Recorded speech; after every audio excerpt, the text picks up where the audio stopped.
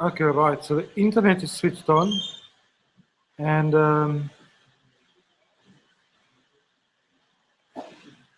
I need to switch on image rate.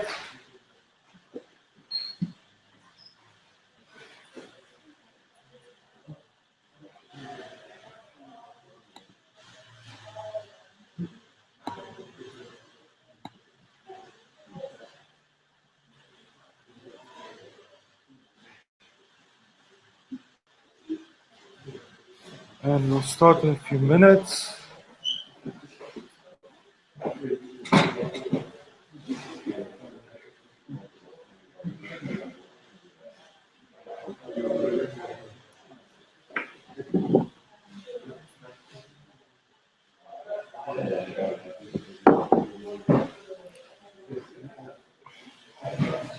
Okay, so and I'll switch on screen sharing.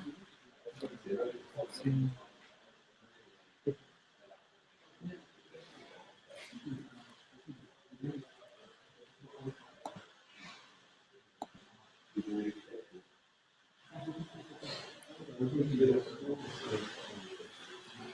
Screen share. Let's switch that on. Oh, come on.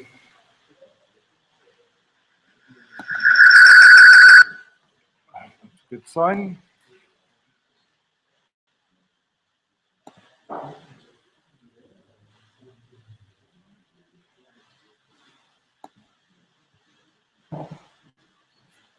Okay, screen share seems a little slow, but let's just do this.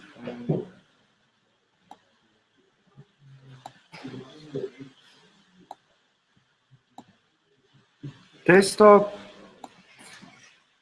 Okay, start screen share. You are screen sharing. Okay, good.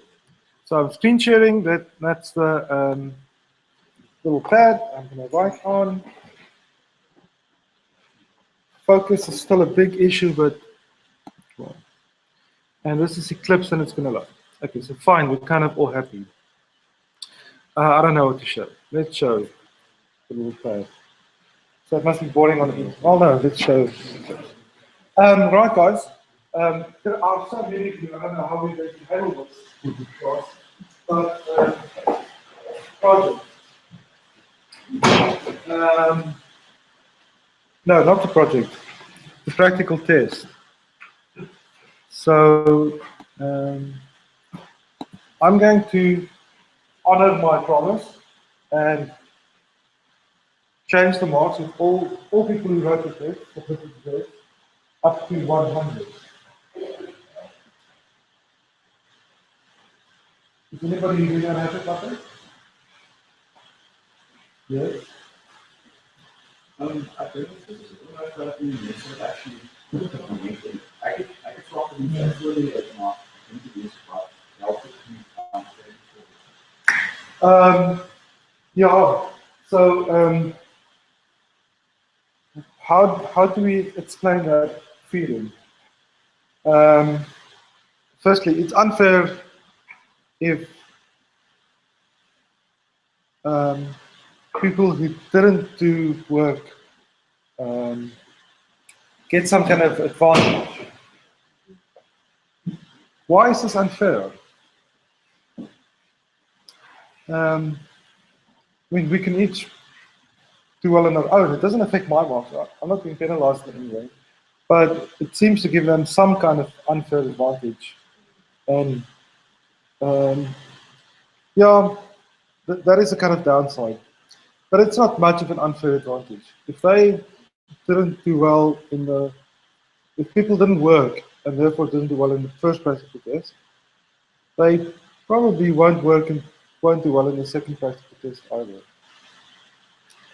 But at least it eliminates the unfairness to people who did work hard and did not do well in the first practical test because they didn't follow one single instruction. I would love to penalize people for their stupidity, but that's not always a good thing in life. And the bottom line is that I should have marked this test much sooner. Then you would have been unhappy much sooner So again, What exactly happened? Was it because you used scripts? weren't you in the touch yesterday? No. Were you ill? No, I did it on different. You waiting? I didn't know it was not. Oh, it's at the other Scott time. Okay, fine. Did he not explain it? Oh, you should come to the touch. I explain stuff. As I showed in class in the touch yesterday, there is a script that marks these submissions, and the script is not super intelligent. It satisfies the requirements though. So we cannot possibly mark these by hand. And if you didn't submit a zip file as instructions asked, the script couldn't mark your program, you got 0. If you didn't follow the question that asks you to produce output in a certain format, then the script cannot pick up your answers and you got 0. But if you do follow the format, and it's a trivial format, then you would have gotten full marks. Most people's programs work. I mean, there were people who made really serious mistakes. But most people's programs kind of work, but they had the output wrong. And the second practical test, which we're writing next Thursday, will be marked by the same script. So we're going to face the same issue. If you don't follow the spec, then the script won't be able to mark. So I'm going to change the marks. I'm a little sad about that, but it's my own fault. I should have, this is not about how you perform. This is about how I performed. I didn't mark it on time. I couldn't upload it to the system. And I said I'd give everyone 100, and I will. So if you're really unhappy about that, we should talk. I'll try to calm you down. Yes. Everyone, even the guys that have not. Everyone, yeah. No one will lose marks. Everyone will just gain marks. It's a little like giving away a free 15%. But I'm confident that if you didn't do well in any case, you won't do well now. Listen, the next practical test is this coming Thursday. I've put up all the solutions for the tutorials, and the practical test will only be based on these solutions. Not the solutions, the questions. You should study these questions for the next practical test. But the written test, which we write on the 28th of October, is that right? At this point, I don't know where it doesn't say here either. But the second written test, the one we have to write on paper, 28th October, will probably be somewhere in this building. Well, I can't tell. I think it's scheduled by the exam people and they put these funny places. But that written test will be about what's in the tutorials and about symbol tables. So we do the next 2 weeks. So I'll include stuff from the lectures, which you haven't practiced, but it's not a perfect world. Okay, so that's the second written test. Practical test. Tutorials, they're done. Project. So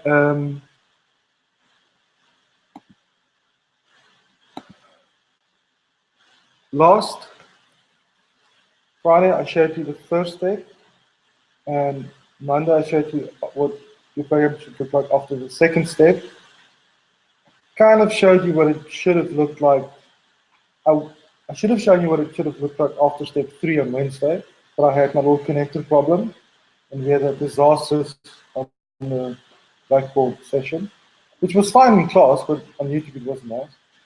And today I should put, but I did show you in touch what the project should have looked like in a sense, because there's nothing really to show. Step 3 was just about factoring out the parameters and putting them in a separate file. So if you're following along, hopefully today you have done step 4.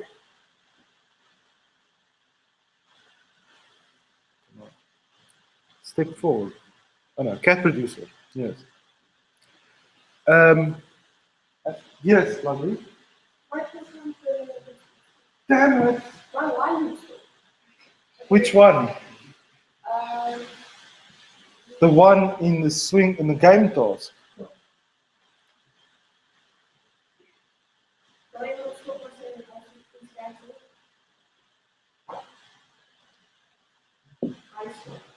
Excellent. And did you add? I'm sorry, I'm speaking English, but I want to keep this for the internet. And did you add this little routine? Let's just see. Hang on. Supercat. Here we go. So it says that add a routine to game task to call RVC game over. This will execute after the task is completed. So I may not have made this perfectly clear in here. In fact, I'm reading it now. This is perfectly clear. But you must call this task done. So add a done task to game task, a done method to game task. It'll be called when that while loop is terminated. When a while loop in do in background, when that terminates and it returns null, the next thing that will happen is that this will be called, this thing called done. And it can call, it shouldn't call dispose. In theory, if it does call dispose, it will work, it will in fact work. But you should really be calling game over in your RVC.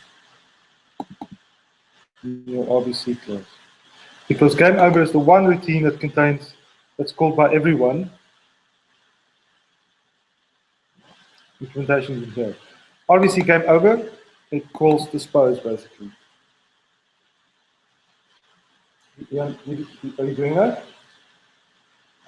Maybe. If you are and you're still having trouble, then you must speak to someone. Yeah, we don't have a computer here. I mean, by this state, if you are only at step 2, then you are behind. Or step 2. Oh, I'm sorry. Ooh, okay, right. Just kidding. Listen, that's fine, but you must, all of you, make sure that all these other steps are correct. Just because. Now, just about this cat producer. So, Yolanda, you must speak to a demi, for example, ask them to help you in the Narga. Listen, a quick thing about cat producers. It adds a small complication or a trick to the code in the sense that sometimes you have an actor that has to have 2 kinds of behavior.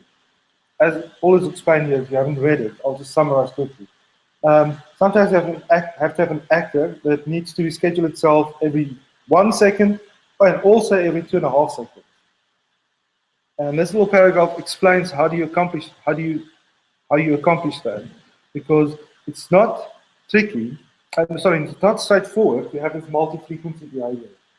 If one actor has to do things with 2 different frequencies, 1 second frequency and 2.5 second frequency, then you can't just reschedule yourself twice. If you do that, then there are 2 cat producers in the queue after the first few reschedules. So if I'm a cat producer and I reschedule myself for 1 second and for 2.5 seconds, there are now 2 copies of me in the queue.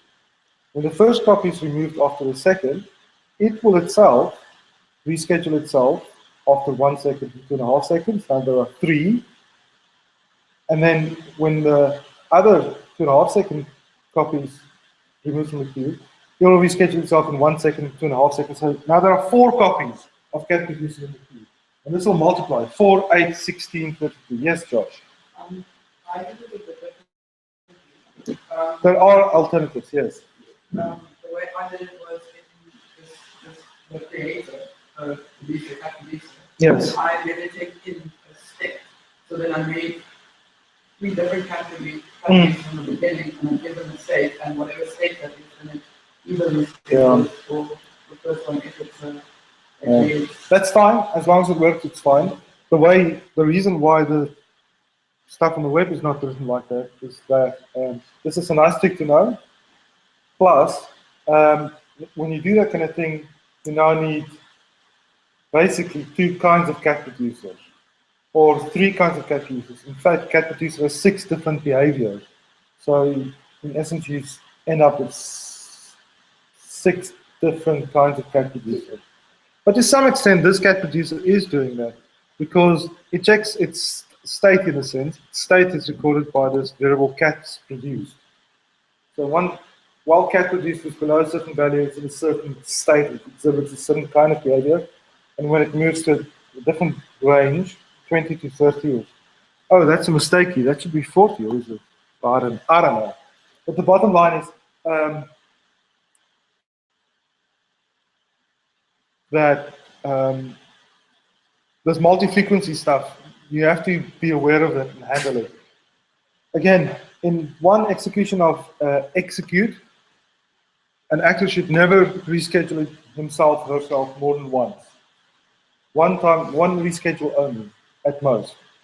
If the actor plans to die, then it cannot reschedule itself all, and it will be removed from the queue altogether. But if it wants to reschedule, it must do that only once, which is why this if has these different options, and you have to go into one of these options. You can't do 2 of these options. There's no multiple ifs. Oakley dokley. So multi-frequency behavior, is there anything else in this story? No. Buttons, buttons is there. I can show you this, but it's not that exciting. Timing of new actors. Oh yes, this trick about adding the current time to anything that's added to the heap. But you really should have figured that out by now. Otherwise you're having issues. Next week, just one more thing. Next week, from next week, so next week and the week after that, there will be at least one demi in the lab from 7 o'clock. I don't know, some of them may come at 6, but they should be there at 7. And I haven't given them explicit instructions, but the idea is that if there's anybody struggling with the project and they come to the demi, they will help them, and that they will leave once they've exhausted all the questions, or once it's midnight or 10 o'clock. Yes, Josh. Just for that time thing, I think you said time. Yeah, that's fine. As long as you, yes, as long as you, okay, so there is something called mindfulness, which says that we should not just do anything automatically. We should always think about our actions and why we're doing that and how we're doing that. So let's just not brush off what you've done. Let's talk about it. Is it okay to create a separate routine? So let's go to the code, and that'll be a little clearer. Where's my Eclipse? Let's open up after step 3. No, this is step 4. Close this. So obviously framework, step 4. Okay. So here's the routine for add actor. And the game is being asked to add a new actor to its heap for the first time. The first thing it does is to set heap in the actor. That's been there from the start, because the actor needs to know which heap I'm in, so that when it reschedules itself, it can put itself in the right heap. Of course, there's only one heap ever in this little application, but it may be sensible that we can have multiple heaps in some applications. And then it does set game, because it wants to tell the actor which game he or she belongs to. Then it physically adds the actor to its heap. This is what places it in its own queue. And it also calls this routine actor prepare, because some actors need to prepare themselves before they start. So why don't I make a separate routine here called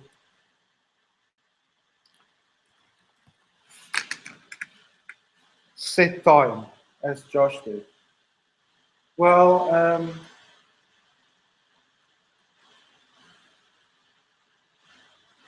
I'm not sure if I can even consider it. I may have, but there's a good reason for me for not doing that. I have a reason for this, and that is that the time and the heap are intimately connected.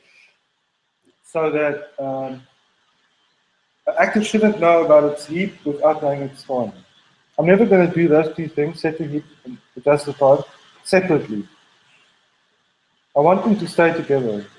And there's no possible reason why in the future an actor will want to set its heap independently of its time, or set the time independently of the heap. So those two things, the time and the heap, definitely belong together. You can kind of make the same argument that says, well, it also won't set its game. No actor is going to change from one game to another game. You only really have one game. So I could have, should have, who knows, put all three together and say, there's only one routine, it's called set game. And when I set an actor's game, I also tell it this is your heap, and this is how much you should adjust your time by. But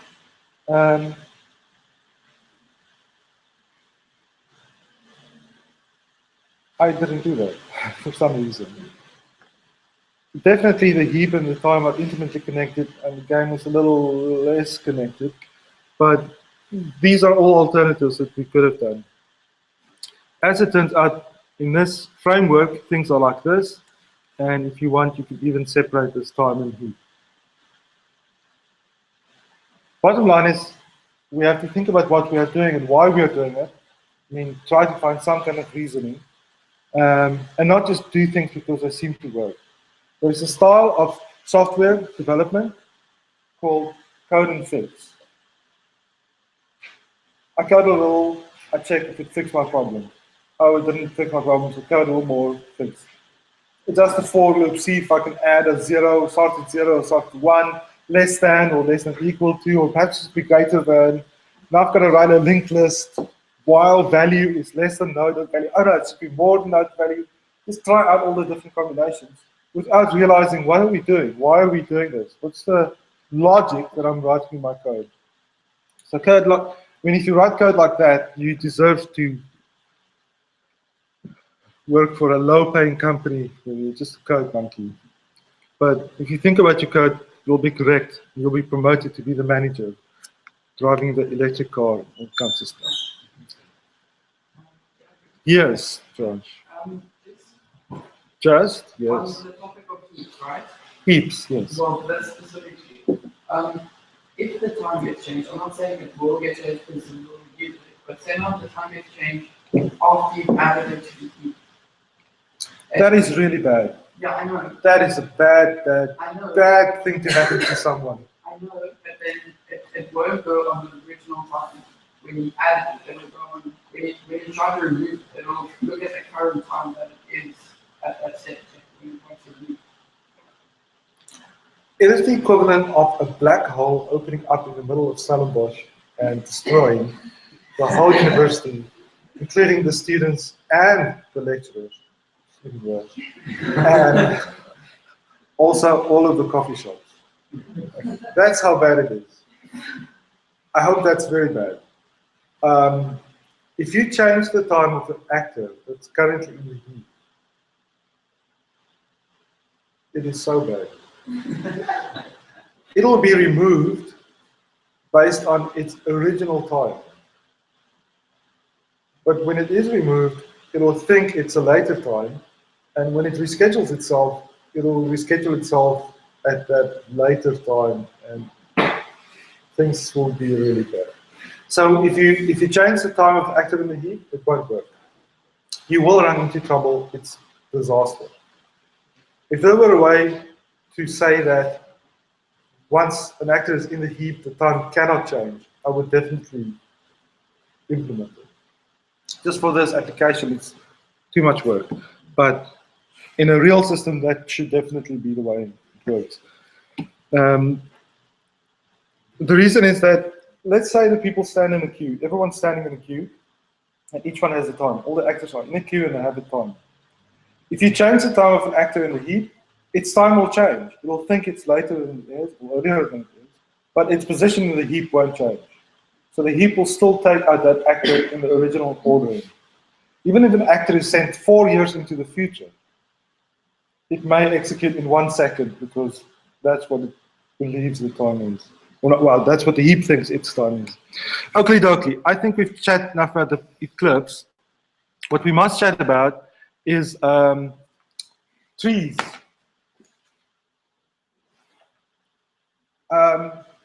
In my mind, we've just talked about linked list forever. I've said it so many times, I'm kind of tired of saying it. But are you sure you all understand how linked lists work?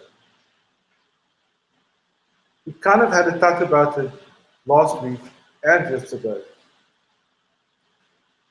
Yesterday you learned how to delete from a linked list. And last week we talked about how to insert into a sorted linked list. So that was an exercise. And I'm sure I've talked about it in class, and there's nowhere else. So there will definitely, I promise you, there will be a linked list in the practical test next week and also in the written exam. I want linked lists. And now we start talking about trees. And trees are not much more difficult, but they are different. In some sense, your thinking about linked lists can help you with your thinking about trees. So let's just, this is the last time I'm going to talk about trees, kind of. Next week we start with symbol tables.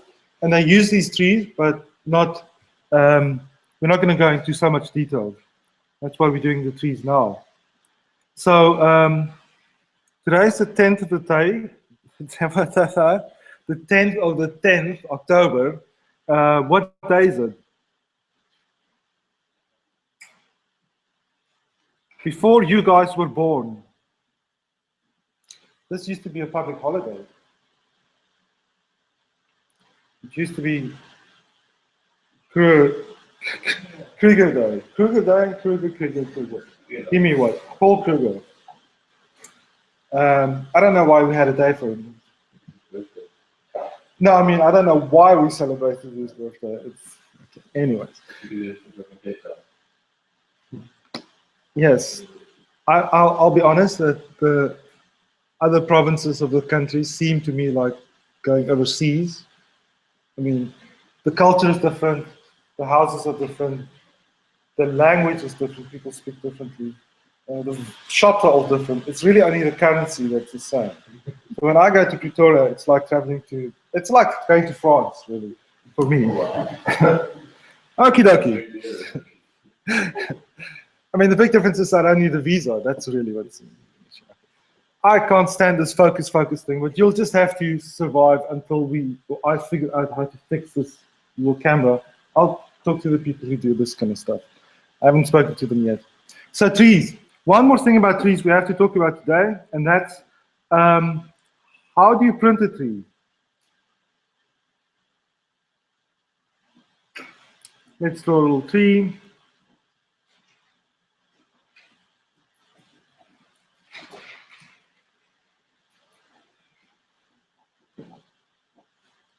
What shall we put here? 4.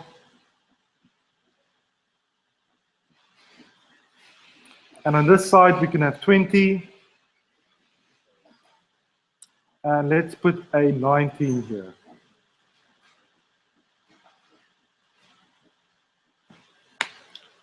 So I've constructed this tree. I've written my insert routine that works recursively. It's so easy. When it has insert into the null tree, it just makes a new node. Then otherwise, it looks at the value stored in the tree, and if it's the new value I want to insert belongs in the left subtree, it recursively just inserts in the left subtree. Or if it belongs in the right subtree, it recursively just inserts in the right subtree. So that's so easy, insert. And delete, the routine we did in TUT yesterday, is a little trickier, but it's not much. It's also recursive. It's really not that different. But there's one thing that we haven't talked about yet, and that's how do you display the values of a tree? And there are actually 3 ways of doing it. So they are called pre-order, in order, and post order. And there are different names for them. Sometimes people talk about other kinds of orderings, but those are the only three real orderings. I'm calling them traversals because this is not only for displaying values in the tree. I could do this for anything. If I wanted to add 1 to all of the values in the tree, I would also be using a traversal. I would walk through the tree in a certain way and update all of the values.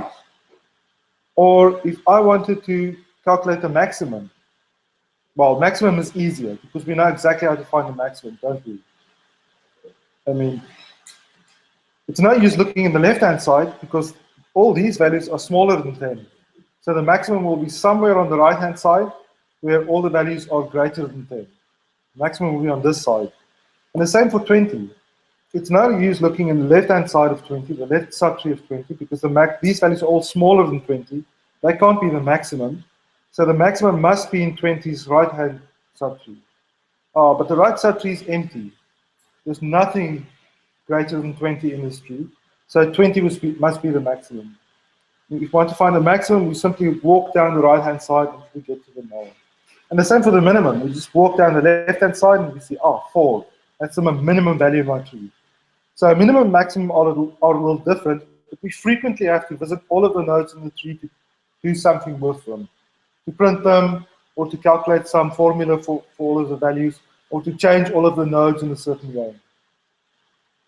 And there are 3 ways we can do this. 3 ways we can traverse all the nodes: pre-order, in-order, and post-order. So let's start with the middle one. Let's start with in-order, because that's kind of the easiest way to understand this.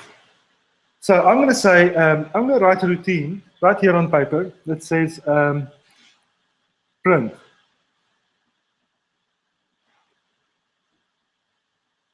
Or display, or what have you. And I'm going to take a tree node. I'm just going to call it node.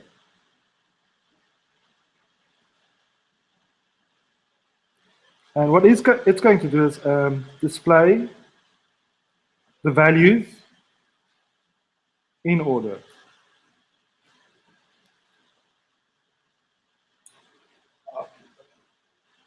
So if node is null, it's not going to display anything. If node is null, there's nothing to display. It's an empty tree. So that's not going to do anything. Be an empty routine. But if node is not null, we have to display the tree. So I'm going to put an if here. If node is not null, then we have to do some work. And if it's in order, then we do the following work. We do the left-hand side, we do this node, and we do the right-hand side. Left subtree, do yourself, right subtree. I'm going to say print my left subtree. I'm not going to worry if it's null or not, because if it is null, the recursive print routine will see, oh, that node is null. I'm not doing anything. So I'm not even going to check if it's null or not. I'm simply going to say print the left-hand side, print yourself. How do you do this? Standard out.print node dot value with a little space. And I'm going to do my second recursive call. Now print the right-hand side.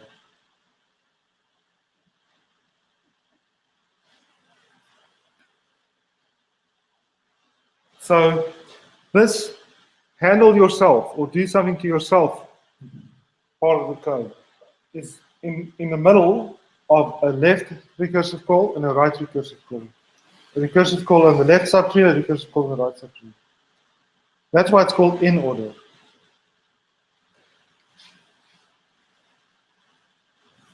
It's time for me to use the money I invested last year when I bought this red pen. Right, okay. If we change this code, if we change the code and we write instead, print yourself.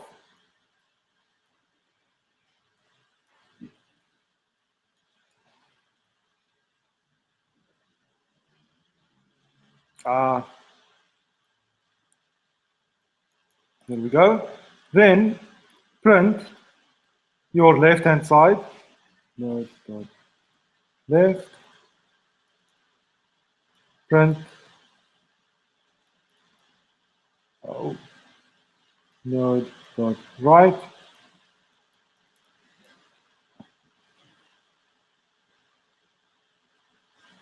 Oh, the tension.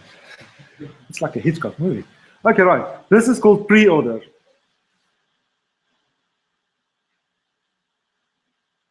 This is called in order. So now it's pre-order because the do something to yourself happens first, and then the left-hand side is called and the right-hand side is called. And obviously post-order is the same. Well, it's not the same. So that's the whole point. Do my left-hand side.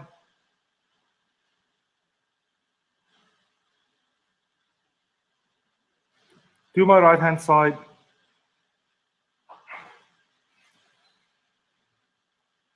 And finally, do myself.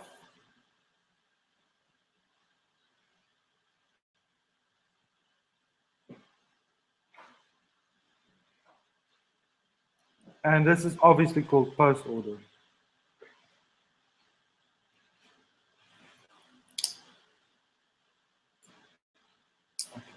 So,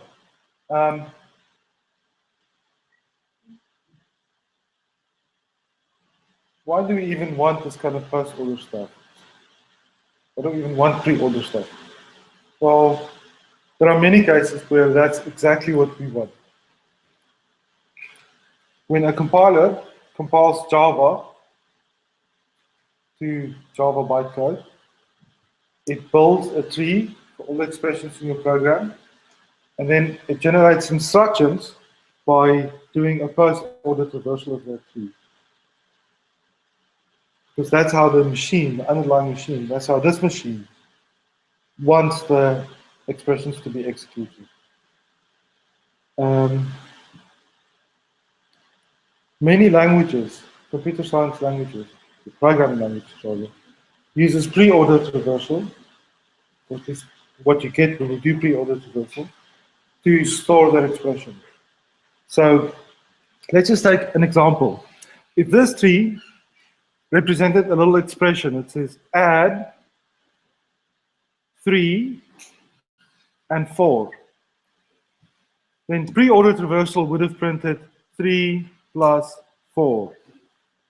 It first does the left-hand side, prints a 3, then it prints the node itself, and then it prints the right-hand side 4. So, sorry, I hope I didn't say this. I'm pretty sure I said that wrong. That's in-order traversal. With pre-order, I'd say print the node itself, so that's the plus. Then do the left-hand side, that's a 3. Then do the right-hand side, that's a 4. And many computer languages uses exactly this format to write the code. All of the code is written first the operator and then all the operands. For example, there's a very famous language called Lisp, which was invented, one of the first languages, invented in the 50s, 55, 54-ish. And it works exactly like this. You say plus 3, 4, to write what we would write is 3 plus 4. And then this is what the computer wants. It wants the left-hand side 3, and then the right-hand side is 4, and then the node itself plus. So it wants 3 instructions like this. And the reason for this is that it will actually, the machine itself, inside the small machine, there is a stack. And how the stack works, it says, oh, I see a 3 instruction, so put a 3 on my stack. It's at the top of the stack. The next instruction is load a 4. So it will push a 4 onto my stack. Next instruction is add. So it will pop the top 2 items off the stack and add them, and it will push back 7. I'm not kidding you. obviously there are few simplifications, but basically this is how this computer works. It uses a stack, and when it wants to add 3 and 4, it pushes these two items on the stack and pops them. Yes. Yes. The computer uses reorder, but What do you want? No, no, no. because it's computing it lightly. We're going plus 3, 4. No, it depends on the language. So some languages we write this expression like this. In the code, in the text file, if you write list, you write plus 3, 4. Of course, in Java, we just write 3 plus 4. You can say something like x becomes 3 plus 4. So some languages we write like that, some we write like that, but inside the computer wants this. There are a few computer languages, programming languages, where you write the whole program like this. Most famously is one called Forth, which was invented to control telescopes and satellites in the early 70s, I think. And even PDF. PDF is a document format, but it's also a kind of a programming language. You can write programs in PDF. And PDF is also based on this idea that you write something, and then the operator. It's a postfix language called postfix. Some languages work like this. We know Java, and it works like that. And that's a text. It's all stored in a tree, and what you do with this tree,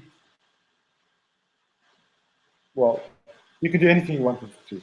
You can display the program, and if it's Java, you probably want to display it like that.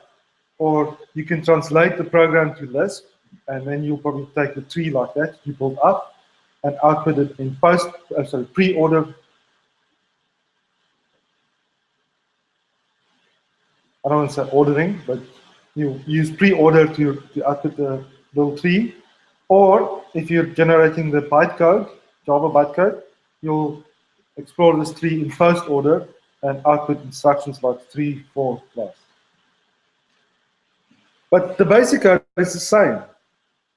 This recursive routine is implementing in-order traversal, but to change it to one of the others is trivial, and they all look the same. They say if a node is not null, then some ordering of the methods. Yes, cool.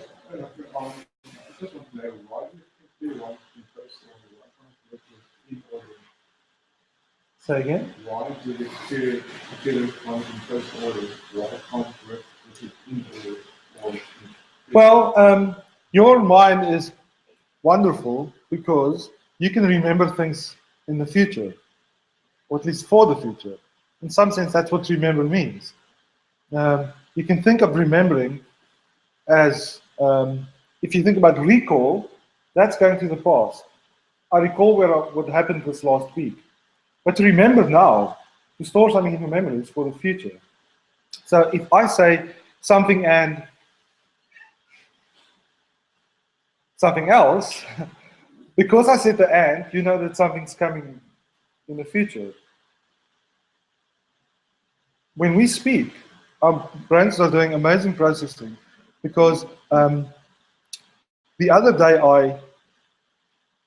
and I've created an expectation, and you will parse the rest of my sentence, and you'll remember that at the start it says the other day. So when you're understanding language, you're relating different parts of the future in the past and the future in the past of the utterance all together, and you build one cohesive reality. Unfortunately, the computer doesn't work quite cleverly. So if I give it an instruction 3, I tell the computer to 3. So it'll place 3 on a stack, it'll remember it somewhere. And that's fine. It doesn't need to do anything. But now I tell it to plus. The computer knows it has to add something to the 3, but what does it need to add? It needs to go into a special state where it can remember that something is still coming and I must add that to the 3 that I've seen in the past. But now I need to be in a special state so that I can remember to add. And when it sees the 4, it'll say, oh, I'll see a 4. I can place 4 on my stack. Oh, and I must remember that I must add this 4 to the 3, because that's what the whole expression is about.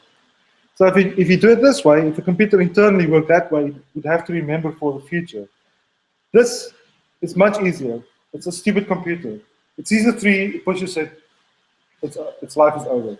It sees a 4, it pushes it, now that instruction is over. It doesn't know that it's going to add, or doesn't need to remember that it's going to add. When it sees the plus sign, now it can say, realize, oh, I've got to add. So take off the last 2 items off the stack, add them and put them back. And now that's also over. Nothing will happen in the future. I mean, something may happen in the future that affects this 7, but at least the computer can stay in that same state. You always just tell itself, read the next instruction and execute it. You don't have to remember anything. Here it's not that easy because the computer reads the plus sign and it has to remember that it must add. If we had a really stupid computer, it would say, I see a 3 instruction, so I'll put that on my stack. I see an add. Oh, that means I have to add something to this 3. But whatever I have to add is still coming. Then the stupid computer sees, oh, a 4. I know how to do a 4. I'll just put that on my stack. And it'll forget about the fact that it needs to add. So a computer with short-term memory loss would not work really well. And we don't want the computer to have to remember things too many things. In this expression, it's 3 plus 4 is trivial, but if it's an enormous expression, then that would not be good for anyone. I have to stop almost, but I just want to show you a little bit, just to scare you a little. Let's just see if Google will allow me to example list. Let's just have a little look at list. A simple list. I think this is a good. Oh, this is my internet access on. Oh, Wizard's Game. That sounds great. Whoa, whoa, whoa, whoa, oh. It's not that bad, man. Okay, let's just find something. Let's find a simple program that we can just, like a, I don't know. Yeah, I want something more than a hello world because I'm really looking for that plus 3, 4 kind of example.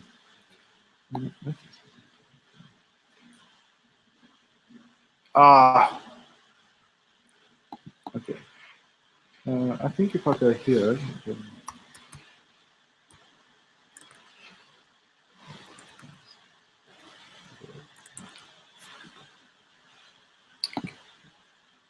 Okay. So we'll see a small list program, and then we'll all go home and we'll be happy. So that's definitely Fibonacci, good. Here it's implemented in different languages, and I want to see Lisp. Okay. There we go. So easy implementation of Fibonacci. Well, this is even simpler. So we're not going to go through what all this means, but what I really want you to see is that, here we go. Here's an expression in Lisp where it says add A and B. And B's are really assignments. A equals 0, B equals 1, C equals N. There's no okay. So that's this. Next week we'll start symbol tables. Probably next week I'll also do the feedback session because you have to give feedback about the scores. You have to fill in those feedback forms. And there's one more thing. Oh yes, the translation people also ask for feedback. So I'll do that in class next week as well. But basically we're now starting our last 2 weeks. It's so exciting. I've got to finish the project stuff. Okay, oh, right. Got to switch off the internet. There we go.